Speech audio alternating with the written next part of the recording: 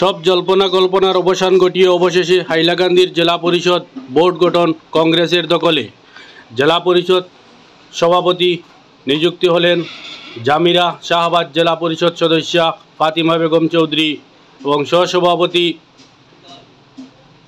বন্দুকমারা নিতাইনগর জেলা পরিষদ সদস্যা জুহি আক্তার চৌধুরী। বিস্তারিত জানতে আমাদের এই প্রতিবেদনটি দেখতে থাকুন।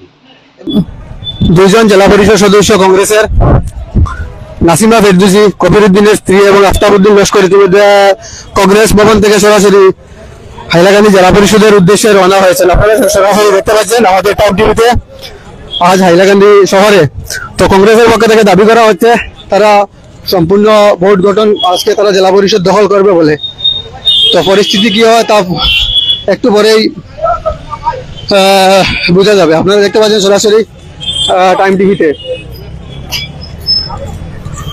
এখানে রয়েছেন আলগাপুর কাঞ্চনপুরের জেলা পরিষদ সদস্য কংগ্রেসের আফতাবউদ্দিন লস্কর, নারায়ণপুর বন্দুকমারা জেলা পরিষদ সদস্য আইনজীবী আব্দুল হোসেনের স্ত্রী জুহি আক্তার চৌধুরী, যিনি ভাইস চেয়ারম্যান।